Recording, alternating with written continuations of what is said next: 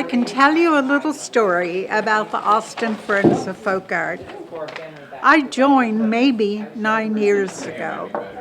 And when I joined, they said, you know what, we're so happy that you're here. If needed, would you be willing to serve as an officer? I said, I'd be happy to serve. So we let it go at that. To make a long story short, within the year, I was president of the association. I agree. As new president, you have a tendency to trust a hand. we had contact from some brothers whose mother had passed, and they were trying to get rid, find a home or rehome for her collection of folk art. And they had heard about different organizations and had contacted them. Well, many of them said, we'll be happy to pick and choose from the collection. They said, no, we're not going to break up our mother's collection. We want it to go whole, like she had it. Yeah. So they contacted us. I talked it over with the board, and like fools, we agreed, yes, we would be happy to take it. I say like fools because we had no place to store it. Almost 100 pieces. So for the first 2 years of my presidency, we had to pay a monthly charge for storage. I started telling everyone I could run into my problem, that the Austin Friends of Folk Art needed some help. Well, my friend, Amalia Rodriguez Mendoza, was clerk, county clerk, and she worked for Travis County and said, you know what, Travis County is creating a new department. And this department is going to have something to do with archives and it's going to have something to do with art. She said, Travis County is short on support for the art, so they may be interested in helping you out. Let me give you the name of someone to contact. So she gave me the name of Stephen Broberg. I called Stephen and we set up a lunch date.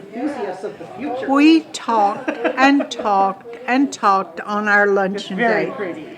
At the end of lunch, he said, you know what, Gloria?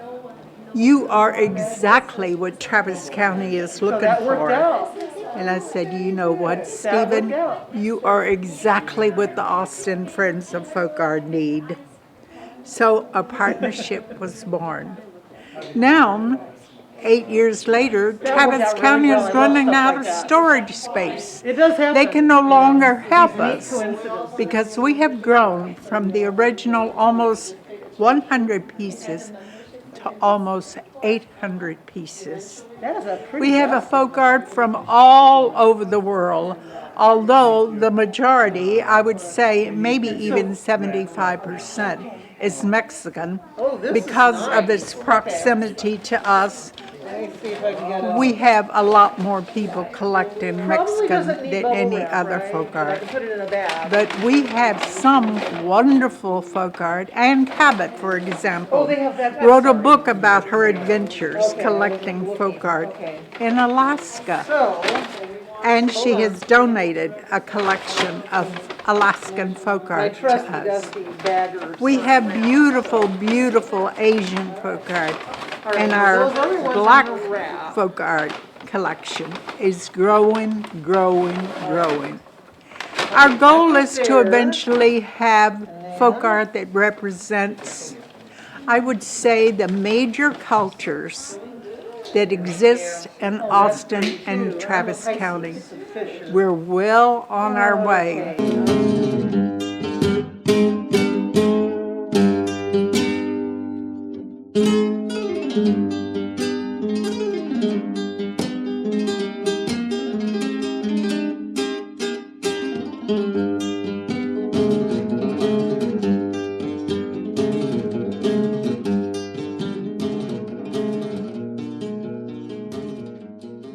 We have wonderful people, wonderful volunteers, and the board that works so terribly hard.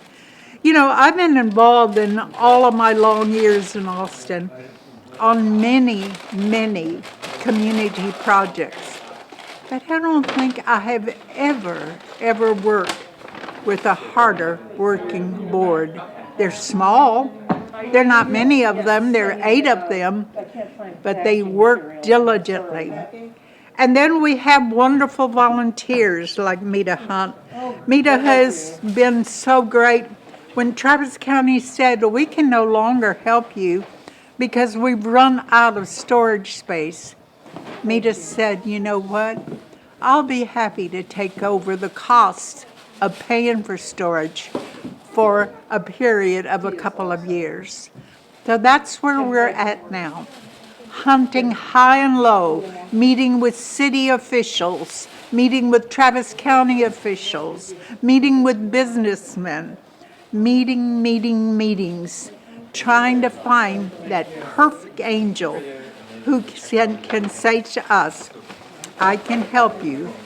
I can provide or I can help you find storage space.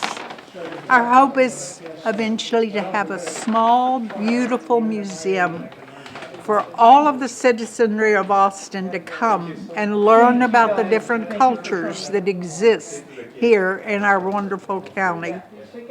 And it can even be used as an educational tool for school children to learn about different countries. You know, I think one of the most beautiful things about folk art is that it documents a culture. If you look at old folk art, you see how people used to dress because that's how the folk art are dressed. The artisan, that is what they knew, so that is what they used. So that all of a sudden became a documentation of how the people dressed in those days, in those years. So you look at the types of pottery, the kitchenware. It all is a documentation of how life used to be in the olden days in those different countries. So folk art documents a culture. It can be very, very educational. I have always felt that people will get to understand, respect each other a lot more once they know each other better. And you know what? I think folk art is a tool in making that happen. They use for special, And are they Mexican? oh yeah. I think this one is. Yeah. Yeah, that's what I figured. Yeah. Hey, Mita, I gotta go get my banker and my porter. I bought myself some jewels. One of our volunteers, Janet, is here going to be on the film. They're doing their film. You're an evil man. This is the camera. So unfair.